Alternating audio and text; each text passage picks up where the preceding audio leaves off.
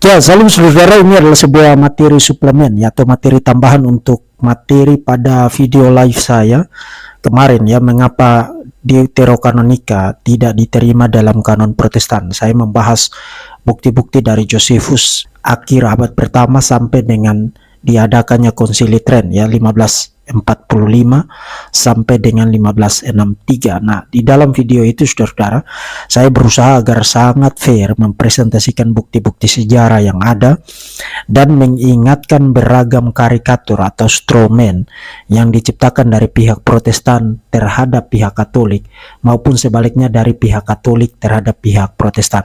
Saya tidak akan mengulangi materi-materi itu sekarang, dan di sini saya refer Anda, persilakan Anda menonton materi pada video live itu dari awal sampai dengan akhir, edukasi diri Anda supaya jangan sekadar membeo karikatur-karikatur yang beredar bersiliweran sana sini di internet. Nah, di dalam materi suplemen ini saudara-saudara, saya ingin memberikan beberapa bukti tambahan mengenai middle kategori atau kategori tengah terkait dengan posisi Deuterokanonika yang dibahas atau dibicarakan oleh bapak-bapak gereja seperti Athanasius, Epifanius, Jerome atau Hieronymus, Amfilochius, dan Rufinus. Menurut bapak-bapak gereja abad keempat dan abad kelima ini meneruskan pandangan dari abad yang kedua, posisi Deuterokanonika itu ada di posisi tengah atau yang mereka sebut sebagai ecclesiastical books. Nah, sebelum melanjutkan saudara-saudara, istilah Deuterokanonika saya memilih untuk gunakan di sini ketimbang istilah apokrifa. Saya sudah jelaskan itu di dalam video live saya. Tapi saya ingatkan bahwa istilah Deuterokanonika itu pun bahkan tidak digunakan di dalam Konsili Tren ya.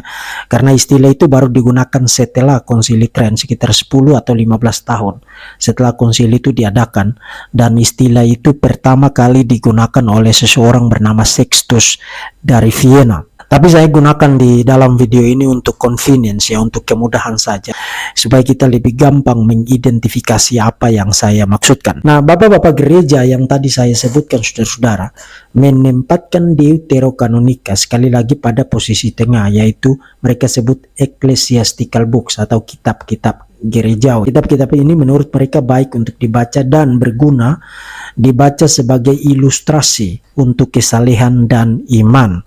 Tetapi mereka tidak memasukkan atau mengkategorikan Deuterokanonika sebagai bagian dari kanon Alkitab. Nah, untuk memvisualisasi pandangan dari bapak-bapak gereja itu supaya Anda lebih gampang memahaminya, silakan perhatikan bagan yang saya gambarkan secara sederhana ini. Anda bisa lihat di mana persisnya posisi dari Deuterokanonika. Mereka tidak mencampur adukan, tidak menyamakan Deuterokanonika dengan kitab-kitab kanonik, termasuk mereka tidak menyamakan kitab-kitab itu dengan kitab-kitab sesat atau kitab-kitab heretik seperti kitab-kitab apokrifa, misalnya Injil Thomas, Injil Maria, Injil Filipus, dan lain sebagainya. Nah, sebagai bukti tambahan yang menjadi fokus dari video ini, bahkan sampai pada abad yang ke-16 sebelum Konsili Trent diadakan ya, seorang teolog Katolik, seorang teolog humanis Katolik yang sangat terkenal ya, Erasmus of Rotterdam, pun menganut pandangan seperti yang dikemukakan oleh bapak-bapak gereja yang tadi sudah saya gambarkan. Dalam kata pengantar edisinya mengenai karya-karya dari Jerome ya atau Hieronymus, terbit tahun 1525, sekitar 21 tahun sebelum Konsili Tren diadakan, Erasmus menulis demikian: semangat di mana gereja sekarang memegang kitab-kitab lain untuk digunakan secara publik, yang oleh orang-orang kuno menurut konsensus yang besar yang termasuk dalam apokrifa, dia bicara tentang Deuterokanonika di sini, belum cukup disepakati. Kami pasti akan memasukkan sebagai apa yang layak bagi seorang Kristen apapun yang diterima oleh otoritas gerejawi. Bahkan jika Anda mengkaitkan otoritas yang sama dengan volume Ibrani, dia bicara tentang kanon Yahudi atau kanon Ibrani, dan 4 kitab Injil, tentu itu tidak berarti bahwa kitab Yudit, Tobit, dan kebijaksanaan Salomo, wisdom, memiliki bobot yang sama dengan Pentateuk Musa. Jadi saudara perhatikan, Erasmus seperti halnya Athanasius, Epifanius, Jerome, Amfilochius, dan Rufinus mengakui nilai penting dari Deuterokanonika. Tapi Erasmus seperti juga bapak-bapak gereja tersebut menegaskan bahwa Deuterokanonika tidak memiliki bobot yang sama dengan kitab-kitab kanonik seperti Pentateuk Musa dan keempat Injil kanonik.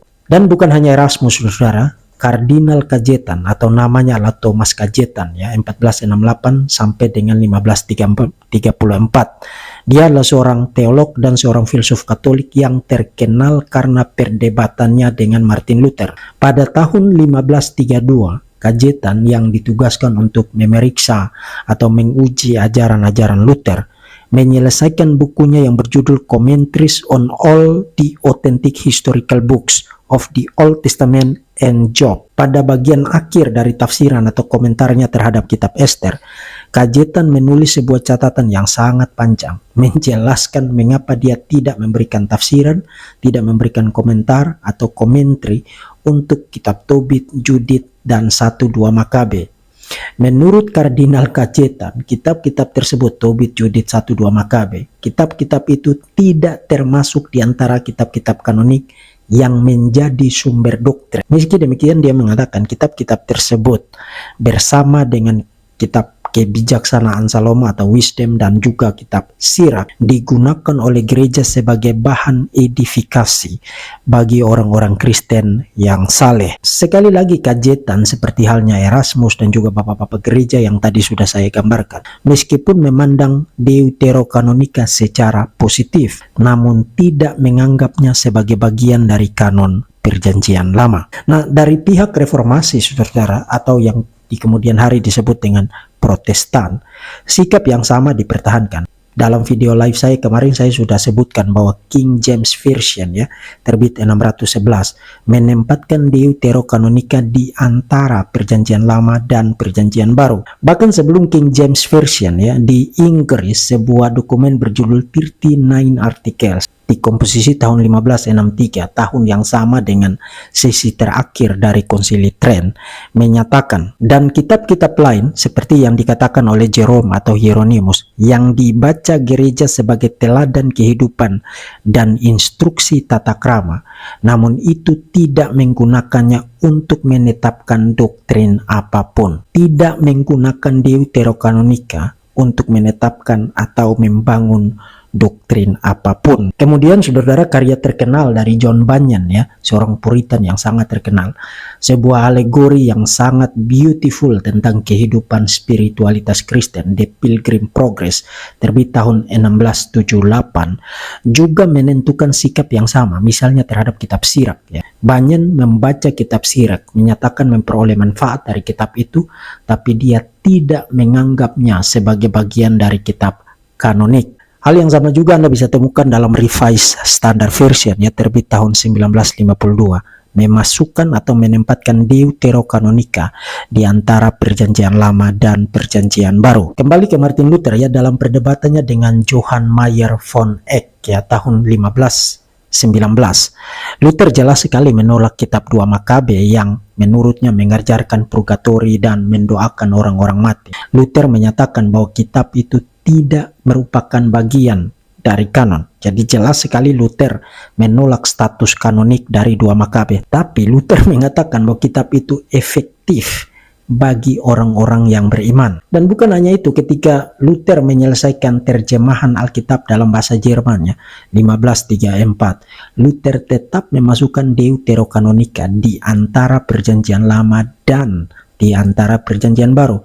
Dia tidak menganggapnya sebagai bagian dari kanon, tapi dia menganggapnya sebagai kitab-kitab yang berguna untuk dibaca. Nah, bukti demi bukti yang sudah saya presentasikan sejauh inilah yang disebut dengan middle kategori, kategori tengah, di mana Deuterokanonika dipandang positif, dibaca sebagai ilustrasi iman dan kesalehan, tapi tidak dianggap sebagai bagian dari kitab-kitab yang diinspirasikan dan tidak dimasukkan ke dalam kanon. Inilah posisi bapak-bapak gereja yang diteruskan oleh Erasmus, oleh Kardinal Cajetan, oleh Luther, dan juga tradisi Protestan selanjutnya bahkan sampai pertengahan abad ke-20. Dan seperti yang sudah saya kemukakan saudara dalam video live saya kemarin, kategori tengah inilah yang dihapuskan sama sekali di dalam Konsili Tren tahun 1546.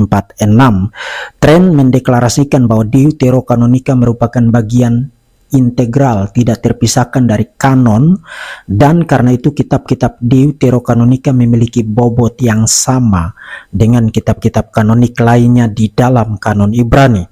Dan bukan hanya itu, saudara-saudara, Konsili Tren memaklumatkan bahwa Protestan adalah bidat dan bahkan memaklumatkan anatema, kutukan bagi mereka yang menolak Deuterokanonika sebagai bagian integral dari kanon Perjanjian Lama.